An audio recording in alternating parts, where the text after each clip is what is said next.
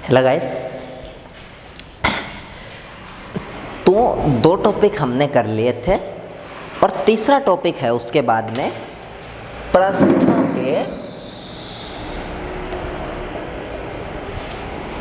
पृष्ठों की समतलता की परीक्षा। ठीक है, तो ये हमें करना है पृष्ठों की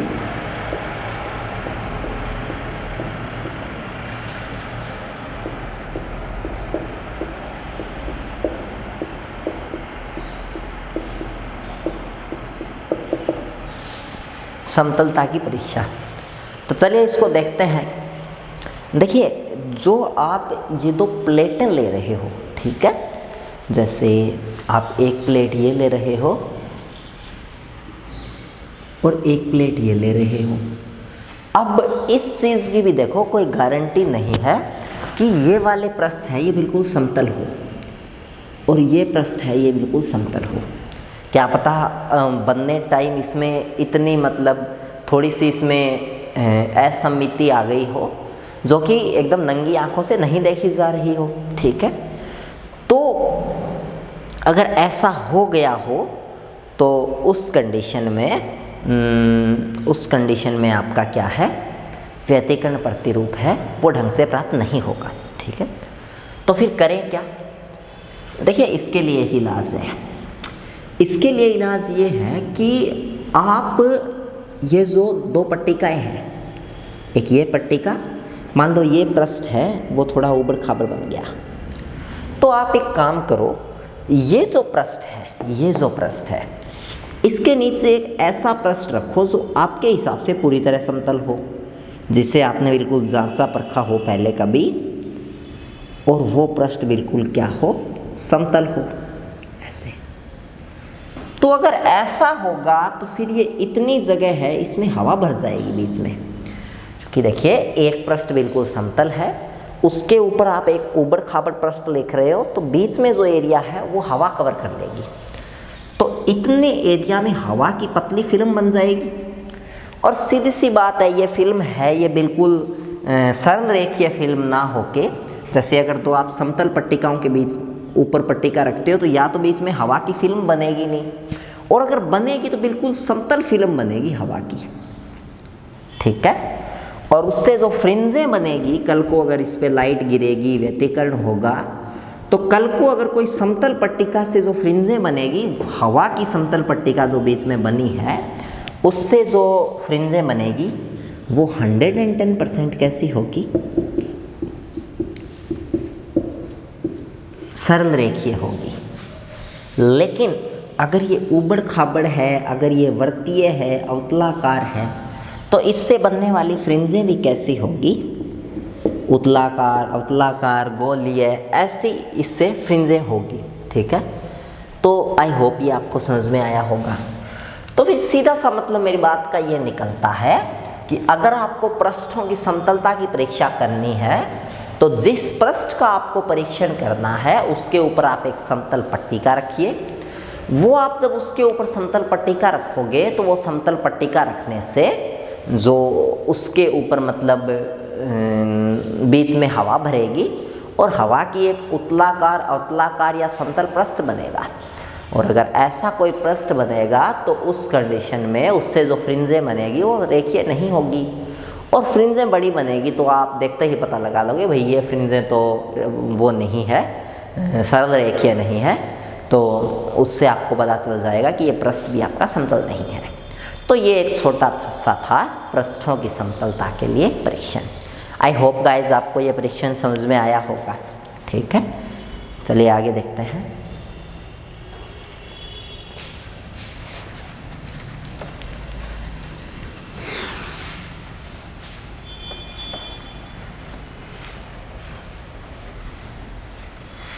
तो यहाँ पे जो वो है थीटा कोण पे झुकी हुई फिल्म, उसका टॉपिक है वो ख़त्म होता है।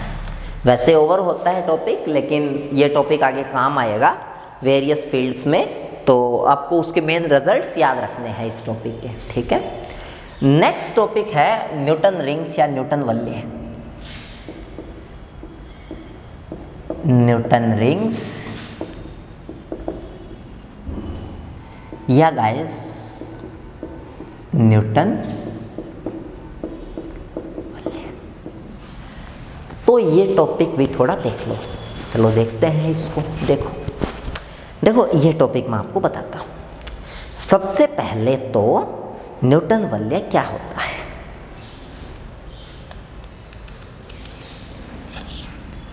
कोई समतल पृष्ठ है ऐसे, ठीक है।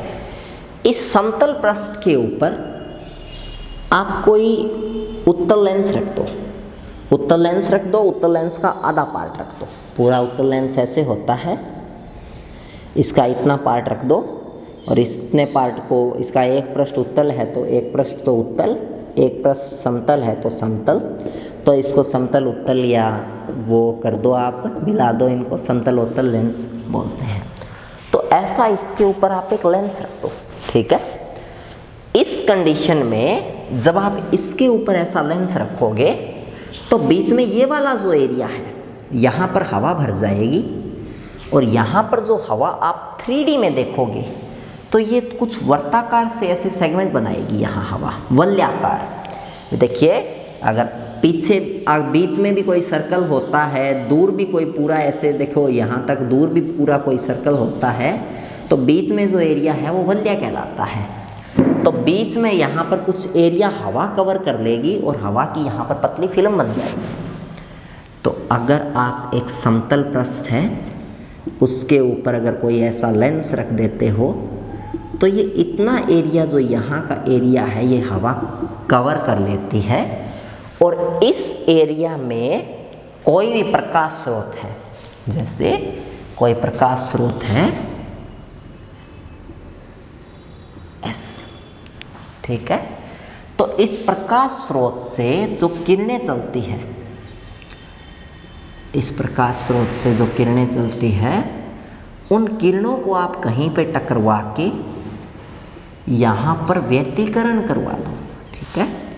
इन किरणों को बिल्कुल 90 डिग्री पे आपतित करवाओ, भी वैसे 90 डिग्री पे और वैसे अभिलंब की अनुदिश जो कोण बनेगा वो 0 डिग्री पर।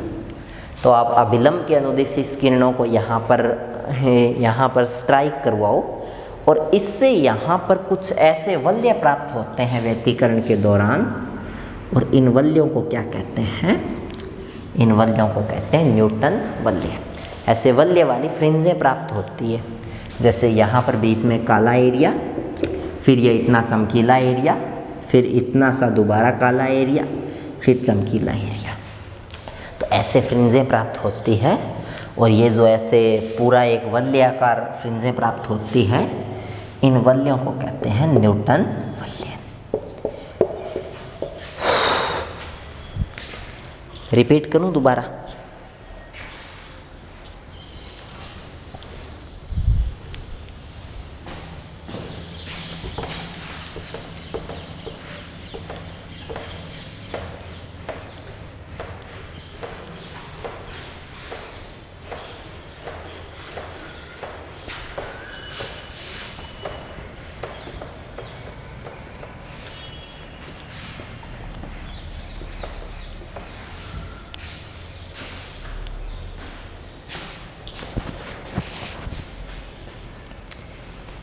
देखो,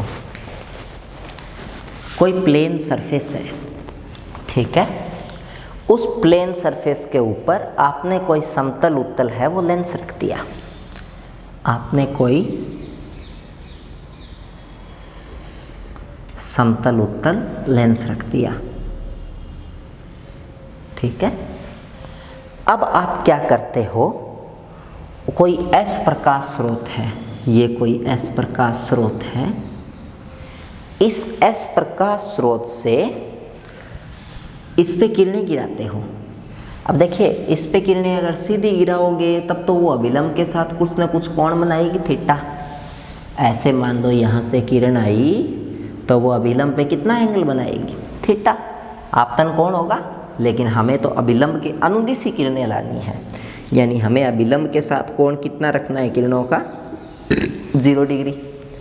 तो इसके लिए हम एक अन्य पट्टिका ऊपर और लगाते हैं, ठीक है, जिसको बुक वाले ने G से दिखा रखा है।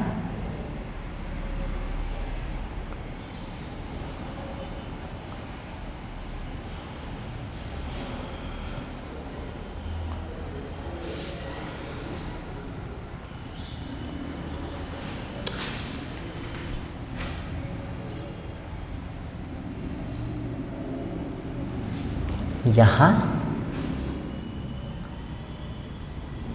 एक पट्टिका लगा दी और इस पट्टिका से हम लोग ये वाला जो एरिया है, इतना एरिया, इस एरिया में किरणें हैं वो आपतित करवाते हैं अभिलंब के अनुदिश।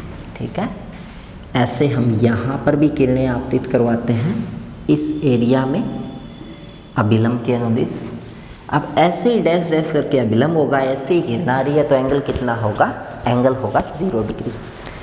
अब ये किरण है ये इसके अंदर से जाएगी और यहाँ टकराएगी ये किरण। अब ये किरण जैसे ही यहाँ टकराएगी, यहाँ टकराने के बाद ये है आपका नीचे वाला प्लेन सरफेस और ये वाला आपका है लेंस, और इसके बीच में इस एरिया में बन गई है हवा की फिल्म। तो यहाँ जो हवा की फिल्म बनी है उसका एक तो नीचे वाला हिस्सा होगा और एक ऊपर वाला हिस्सा होगा, और तो यहाँ ऊपर वाला हिस्सा होगा हर जगह यहाँ, और यहाँ नीचे वाला। 2 पृष्ठ होते हैं कोई भी फिल्म के, और दोनों पृष्ठ कितने डिग्री पे झुके हुए हैं, थीटा कोण पे झुके हुए हैं दोनों तरफ से लगभग। ठीक है, तो ये 2 पृष्ठ हवा के इनके बीच में ऐसे बन जाएंगे, और जब यहाँ पर ये कोई किरण है ये अभिलंब के अनुदिश आपतित होगी यहाँ पे, तो उस कंडीशन में एक किरण है वो तो यहाँ से सीधी परावर्तित हो जाएगी। ठीक है, एक किरण तो यहाँ से ऊपरी पृष्ठ से परावर्तित हो जाएगी, और एक किरण अंदर जाएगी और उसके बाद में वापस अपवर्तित होके फिर परावर्तित होगी। दोबारा बताता हूँ, यहाँ ये किरण आई, ये किरण हवा इस ऊपरी पृष्ठ पर टकराई, इस फिल्म के ऊपरी पृष्ठ पर टकराने के बाद इसका एक आयाम का विभाजन होगा, किरण 2 हिस्सों में बंट जाएगी। एक किरण का भाग है वो तो सीधा ही परावर्तित हो जाएगा। ठीक है, विरल माध्यम से। कांच की बजाय हवा कैसा माध्यम होता है, विरल, तो एक का तो विरल माध्यम से सीधा ही परावर्तन होगा, और एक ऐसे कांच की पट्टिका पे पड़ेगी, इस नीचे वाला जो ये कांच का समतल पृष्ठ है इस पे पड़ेगी, नीचे वाले पृष्ठ पे फिर परावर्तित होगी। ठीक है, तो दूसरी वाली किरण है उसका सघन माध्यम से परावर्तन होगा, और फिर दोनों किरणें ऊपर की तरफ जाएगी, और यहाँ हम अपनी आंख लगा के इन किरणों से बनने वाली फ्रिंज को देख लेंगे। बात आई समझ में? तो यहाँ हमें ऐसे फ्रिंजें दिखाई देगी। क्लियर हुआ कुछ? और यहाँ इन किरणों के कारण हमें जो फ्रिंजें दिखाई देती है वो फ्रिंजें हमें वलय के रूप में दिखाई देती है, और उन्हें हम बोलते हैं न्यूटन वलय। तो गाइस देखिए, पूरी एकदम वो कहते हैं ना,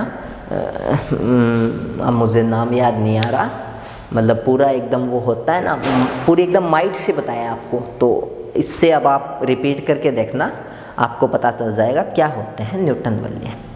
चलिए आगे स्टार्ट करते हैं। उसके बाद में अब है न्यूटन वलय का अध्ययन, यानी न्यूटन वलय का अध्ययन। एक बार यही ध्यान रखो। ठीक है, तो सीधी सी बात है। एक चीज़ और बताऊँ, देखिए न्यूटन वलय में यहाँ पर जो किरण आई उसमें परावर्तित प्रकाश में एक किरण ये गई और एक किरण ये गई, और इससे आपको जो फ्रिंजें देखते हैं वो वलयाकार दिखती है। एक चीज़ और भी होती है, ये किरण यहाँ टकराई है ना, इसमें से भी एक किरण तो वापस इधर आती है, और यहाँ जो किरण टकराई उसमें भी एक किरण इधर आती है, और यहाँ भी एक न्यूटन वलय बनता है। बट इस कांच की प्लेन से, इस हवा से, इस प्लेन से टकराने के कारण तरंगों की तीव्रता इतनी कम हो जाती है कि वो फिर हमें दिख नहीं पाता ढंग से। ठीक है, तो गाइस इसीलिए बस ये आपको ध्यान में रखना है कि पारगमित प्रकाश के कारण भी न्यूटन वलय बनता है और उसके कारण भी बनता है, लेकिन हमें ज़्यादा बढ़िया कौन सा दिखता है, जो परावर्तित प्रकाश के कारण बनता है। तो चलिए अब इसका एनालिसिस करते हैं। सबसे पहले देखिए, मेन यही है, जो परावर्तित प्रकाश में न्यूटन वलय बनता है वही मेन है, उसी के कारण हमें फ्रिंजें ज़्यादातर दिखाई देती है। तो सबसे पहले तो उसी का एनालिसिस करते हैं। तो देखिए, सबसे पहले टॉपिक है आपका परावर्तित प्रकाश में न्यूटन वलय, उसके बाद में आगे करते हैं।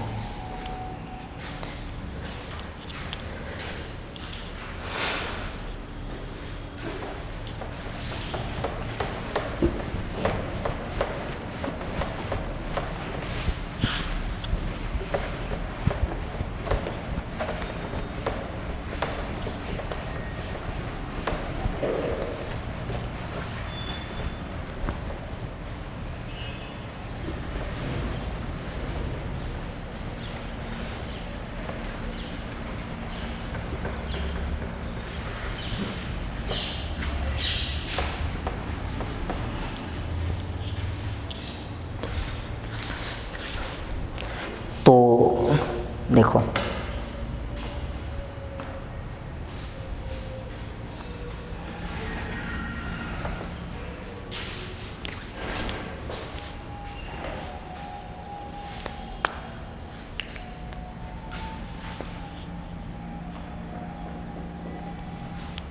सबसे पहले है परावर्तित प्रकाश में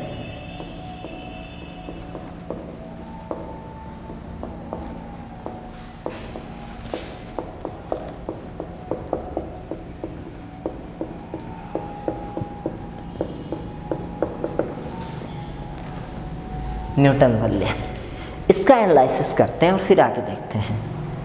तो देखिए परावर्तित प्रकाश में न्यूटन वलय की अगर बात करें तो ये आपकी फिल्म है, सॉरी ये आपका नीचे वाला प्लेन सरफेस है और इस नीचे वाले प्लेन सरफेस के ऊपर ये आपका लेंस है ऐसे, ठीक है। आपने जो समतलोत्तल लेंस लगाया है इसके ऊपर अभिलंब के अनुदिश प्रकाश आपतित होगा, मान लो यहाँ से ऐसे प्रकाश आपतित हुआ अभिलंब के अनुदिश यहाँ से। अब यहाँ से प्रकाश आपतित होने के बाद में एक तो प्रकाश की किरण यहीं से ही ऐसे मुड़ जाएगी और एक प्रकाश की किरण है वो इस सरफेस से टकरा के यहाँ से मुड़ेगी और इन दोनों के कारण आपको आगे दिखेगा व्यतिकरण प्रतिरूप। क्लियर है? अब देखिए हमने एक चीज़ देखी थी कि जब कोई थीटा कोण पर झुकी हुई जो फिल्म होती है, ठीक है, थीटा कोण पर झुकी हुई जो फिल्म होती है उसके लिए हमने पथांतर निकाला था पिछले चैप्टर, पिछले डेरिवेशन में, और वो क्या था? वो था 2μt cos theta plus r। कभी ये n लैम्डा के बराबर हो रहा था और कभी ये 2n-1 लैम्डा के बराबर हो रहा था। अब इसमें अलग अलग चीज़ बताओ। सबसे पहले तो ये जो r है वो 0 होगा क्योंकि किरणें अभिलंब के अनुदिश आ रही है, अभिलंब के अनुदिश वापस जाएगी। रियलिटी में ये तो टेढ़ी मेढ़ी आपके समझने के लिए दिखाई है, मैं यहीं से सबको गुजार देता तो आपको पता कैसे चलता कौन सी किरण क्या है, ठीक है। तो एक तो 0 डिग्री ये होगा, आई बात समझ में। दूसरा देखिए हवा का जो अपवर्तनांक है, क्योंकि बीच में ये जो फिल्म बन रही है ये किसकी बन रही है? ये हवा की फिल्म बन रही है इस एरिया में, इस एरिया में, और हवा का अपवर्तनांक है वो लगभग कितना होता है? 1 होता है। तो म्यू आपका कितना हो गया? 1 हो गया। बात आई ना समझ में? ठीक है। अच्छा एक चीज़ और, इसके अलावा अगर और मैं बात करूं तो इसके अंदर जो आपका ये है थीटा, ये बहुत छोटा होता है, इसको लगभग कितना मान सकते हैं? 0 डिग्री मान सकते हैं, ठीक है। तो ये आपको ध्यान में रखना है, थीटा 0 डिग्री हो गया और ये आपका मतलब ये भी हो गया, थीटा 0 डिग्री हो गया, r 0 डिग्री हो गया, म्यू 1 हो गया और ये सारी चीज़ें आपकी ऐसे हो गई, ठीक है। अब अगर हवा ना हो बीच में और कुछ हो, सॉरी 1 मिनट, अपवर्तनांक हवा का 1 नहीं होता, निर्वात का 1 होता है। तो बीच में अगर कुछ ना हो ना तो उस कंडीशन में आप म्यू 1 ले सकते हो। हवा का थोड़ा सा ज़्यादा होता है, 1.0000067 होता है, 1 के लगभग ही हवा का है। हवा और निर्वात का लगभग बराबर होता है, 0.0000 का फर्क होता है, वैसे मान सकते हो 1, ठीक है। एनीवे दोनों ही कंडीशन में देखो 2 म्यू की जगह 1, टी की जगह टी, cos 0 + 0 0, cos 0 कितना होता है? 1, तो पथांतर आया 2t। और अगर म्यू को 1 ना मानो, एकदम प्रीशियसली लो, तो फिर पथांतर आएगा 2μt। तो ये परिणामी पथांतर आएगा किसमें? जब आप किरणों को यहाँ से भेजोगे। लेकिन फिर वही स्टोक का नियम, स्टोक के नियम में बंदा क्या बोलता है? स्टोक के नियम में बंदा बोलता है एक किरण तो यहीं से टकरा के भाग गई हवा की इसी ऊपर वाली सरफेस से, और हवा हमेशा विरल होती है, तो उस कंडीशन में एक किरण तो विरल माध्यम से भागी है, परावर्तित हो गई। और जब कोई किरण विरल माध्यम से परावर्तित होती है तो उसमें कोई पथांतर नहीं आता।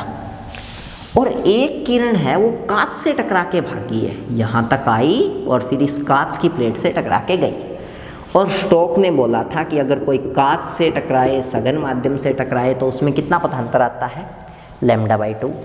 तो दोनों किरणों में λ/2 का पथांतर क्या आ गया, 4 आ गया। तो सीधी सी बात है, ये तो टोटल पथांतर हमने निकाल लिया। अगर इसमें माध्यम का प्रभाव खत्म करना है तो हमें λ/2 को क्या करना पड़ेगा, माइनस, जैसे हम पहले से करते आए हैं। तब न्यूटन वलय के लिए परिणामी जो पथांतर है वो किसके इक्वल आ गया, वो आपका इक्वल आ गया 2μt और 2μt, और इसमें से घटाना पड़ेगा कितना, λ/2। तो ये आपका न्यूटन वलय के लिए पथांतर का मान है। अब अगर कहीं पर संपोषी व्यतिकरण हो रहा है तो उस कंडीशन में ये 2n-1 λ/2 के इक्वल हो जाएगा, क्योंकि हमने यही शर्तें पढ़ी है पिछले के अनुसार। हमने बस λ/2 माइनस किया है माध्यम का प्रभाव खत्म करने के लिए, बाकी पीछे वाली शर्तें ऐसी की ऐसी लगा दो। पीछे वाले डेरिवेशन में क्या आया था रिजल्ट लास्ट जाके, कि पथांतर है वो चाहे जो भी हो वो संपोषी व्यतिकरण के लिए किसके इक्वल होना चाहिए, संपोषी व्यतिकरण के लिए ये जो पथांतर है ये आपका इक्वल होना चाहिए n λ के, ठीक है। यही था ना, आई होप गाइस आपको पता होगा। एक मिनट, λ/2 हमने घटा दिया, फिर पिछले के अकॉर्डिंग नहीं लगेगा, ठीक है, क्योंकि पिछले में जो रिजल्ट आए थे वो λ/2 को माइनस करके ही आए थे, ठीक है। तो गाइस हम पिछले का यूज़ ही नहीं लेंगे, हम डायरेक्टली अपना बेसिक कॉन्सेप्ट यूज़ लेंगे कि संपोषी के लिए व्यतिकरण होता है n λ और विनाशी के लिए व्यतिकरण होता है 2n-1 λ/2। सोल्व कर लो, ये संपोषी के लिए है, ये विनाशी के लिए है। इसको सोल्व करोगे तो ये λ/2 इधर आएगा, ये 2μt इधर आएगा, कंडीशन बनेगी 2μt बराबर 2n-1 λ/2। विजिबल है क्या ऊपर, देख लेना गाइस, ये सेम ही आ रहा है हर बार, और ये λ/2 से λ/2 कट जाएगा, यहाँ आएगा 2μt बराबर n λ। तो ये न्यूटन के दोनों के वो कंडीशन है न्यूटन वलय में। अगर संपोषी व्यतिकरण हो, अगर दीप्त फ्रिंज बने, तो उसके लिए जो आपका पथांतर की वैल्यू है वो इसके इक्वल आएगी, किसके इक्वल, जो आपको पहले बताया था, मतलब विनाशी व्यतिकरण के लिए तो n λ के इक्वल आएगी और संपोषी के लिए उसके इक्वल आएगी। तो आई होप गाइस आप इतना कर लोगे, ये सब आपको करना है। क्लियर है इतना, ठीक है भाई। तो ये था आपका टॉपिक, आई होप आप इतना कर लोगे। नेक्स्ट देखते हैं उसके बाद, ठीक है। देखिए